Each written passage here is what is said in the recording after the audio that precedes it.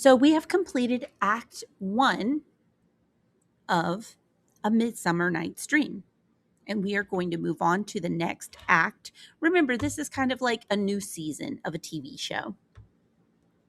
So, in this act, we have a summary that states, in the woods, Oberon, the fairy king, quarrels with his queen, Titania. Quarrel means to get into an argument with. So this is saying that him and Titania are having a fight with each other. So he decides to play a trick on her. He tells Puck, a mischievous sprite, to get him a magic flower. He will put juice from this flower on Titania's eyes while she sleeps. This will make her fall in love with the next living thing she sees.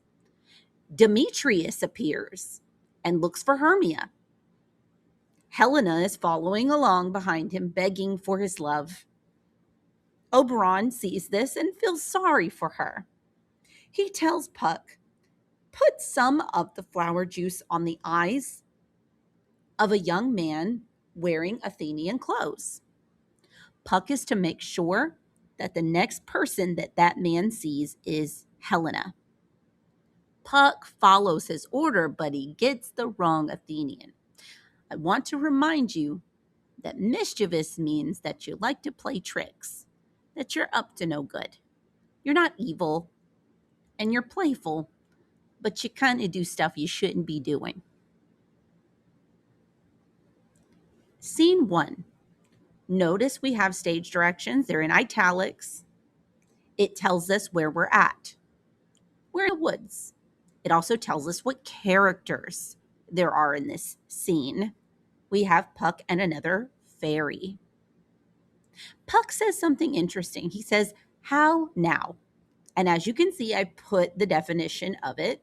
It is archaic. That means it is very old and we no longer use it, but it was used during Shakespeare's time. It just means, what is the meaning of this? I want you to try and figure out what is a modern way of saying how now. Especially look at the context of how it's being used here. Puck says, how now, spirit? Where do you wander? And then the fairy, the spirit, tells him. So they're having a pleasant interaction. So I don't think that what is the meaning of this is an accusation. It seems more like a greeting. The fairy says, over hill, over dale, through bush and through briar, over field, over fence, through river, through fire. I do wander everywhere, faster than the moon, and I serve the fairy queen. I make her rings of dew upon the green. Goodbye, lively spirit, I must go. Our queen and her elves will be here soon.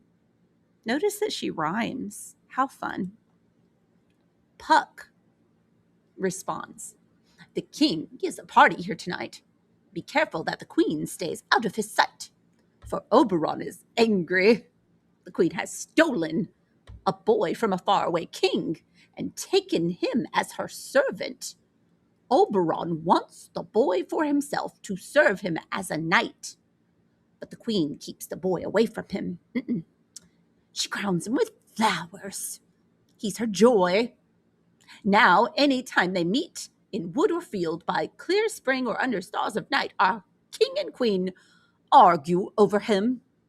I'm going to paraphrase here, right? I'm going to pause for a second, make sure I'm understanding the situation that Puck has outlined here.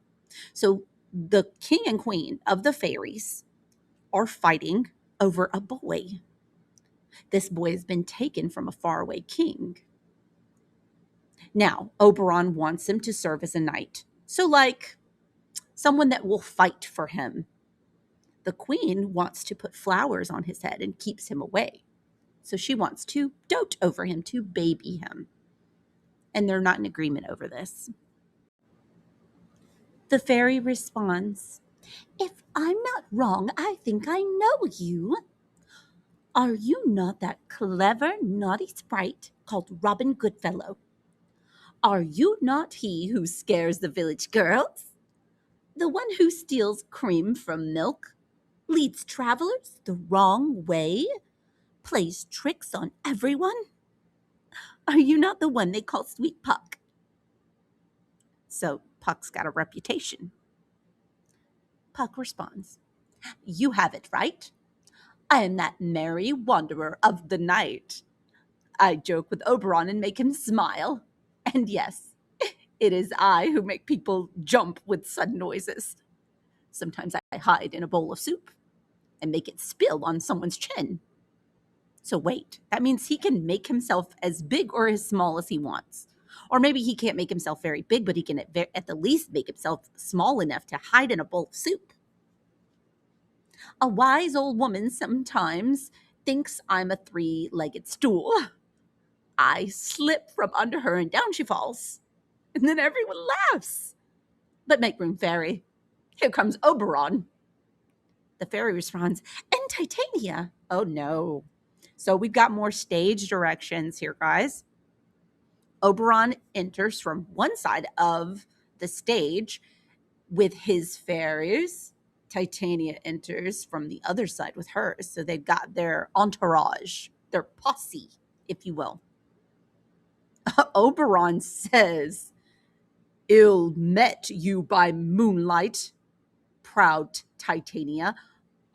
Just so you guys know, if you want to be pleasant, have a pleasant greeting with someone, you would say well met.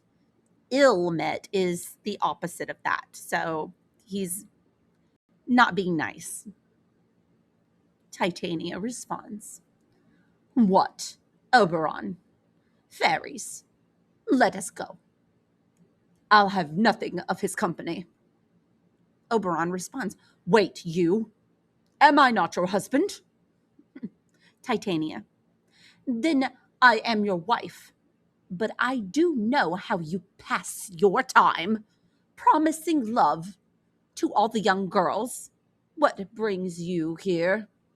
To see Hippolyta, your old love, be married to her duke?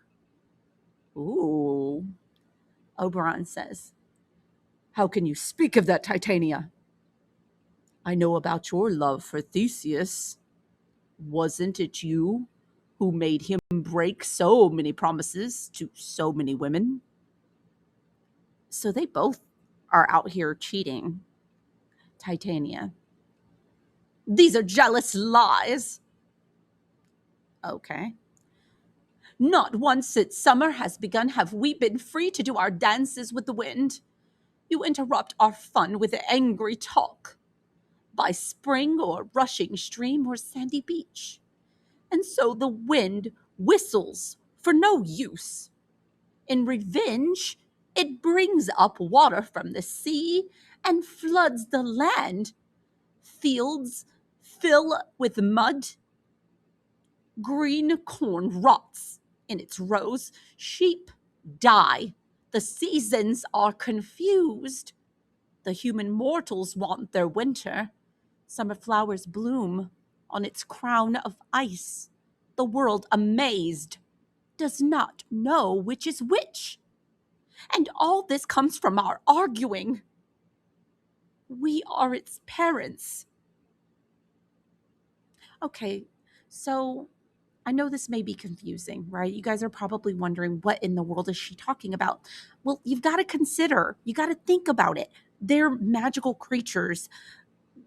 These magical creatures must have some kind of control over the seasons. And it sounds like Titania and Oberon's job is to dance together to help make the seasons change. And because they're arguing, they're not dancing. And the seasons don't know what to do. And she's talking about how it's affecting all of the people who live there, because the seasons aren't changing like they're supposed to.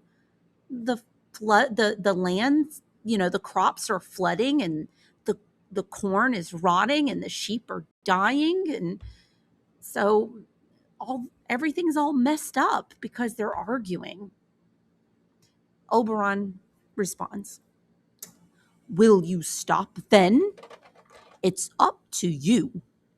Why should Titania cross her Oberon? All I ask for is a stolen little boy. So here we go back to that idea, that cultural norm of I'm the man, you should obey me. Why are you crossing me? Why are you challenging me? Do what I say. Titania, don't even think about it. I would not sell him for all of fairyland. His mother made a promise to serve me. Often we sat together on the sand. We'd watch the ships, their sails pregnant with the wind, as she was with that child. But being mortal, she died as he was born. It is for her that I raised the boy, and for her I will not part with him. Oh, so she has emotional reasons. She has sentimental reasons why she wants to keep the boy and protect the boy, whereas Oberon sees him as a useful tool. Oberon says, "How long will you stay in this wood?" Titania, "Until after Theseus's wedding day. If you will dance with us, come with us. If you will not, then stay away from me." Oberon, "Give me the boy and I will go with you." Titania, "Not for the world. Fairies, away. There'll be a real fight if I stay here." Okay, so real quick, let's make an inference. She mentions mortals. So apparently there are giants in this world, and they are mortal, so they don't live forever. What inference can we make about the fairies if they're pointing out that the humans are mortal? So Titania and her fairies exit, as we can see from the stage directions. Oberon says, "Go on then. You won't leave this wood until I get even for this injury." What injury, guys? What injury has she caused him, right? I want you to think about that. What is the injury? "Gentle Puck, come here. There is a flower, milk white and purple, with Cupid's wound. Young girls call it love and idleness. Get it for me. I showed it to you once. The juice of it, laid on sleeping eyes, will make a man or woman fall in love with the next live creature that it sees. Get me this flower. Then be back here again before a whale can swim 3 miles." I guess that means quickly. They have a weird way of measuring time and distance. So apparently, I'm paraphrasing again here. I'm going to go back and I'm going to look and I'm going to say, okay, so there's a flower. It's white and purple. It's called Cupid's wound. It must have something to do with love because it's Cupid. Cupid means love. Cupid wounds people and makes them fall in love. So it says here that if you take the juice from it, I guess you have to squeeze the flower to get the juice out of it. And you put the juice on someone's eyes while they're asleep. When they wake up, the first living creature they look at, they fall in love with. So that's the idea, right? Puck says, "I'll put a girdle around the earth in 40 minutes. So he's saying he could go around the earth in 40 minutes. Okay, buddy. And then he exits. Oberon says, "When I have this juice, I'll watch Titania as she sleeps and drop it on her eyes. When she wakes, she'll love the next thing she sees. It might be a lion, bear, wolf, or monkey. Before I take this spell away from her, I'll get that boy. But who comes here? I'm invisible, and I will hear them talk."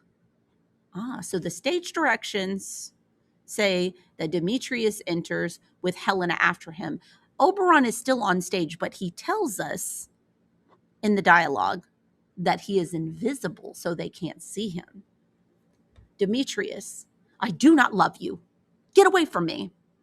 Where is Lysander and fair Hermia? You told me they would be coming to this wood. Get out of here and follow me no more." Helena, "You draw me like a magnet. My heart is as true as steel. Lose your power to draw, and I'll have no power to follow."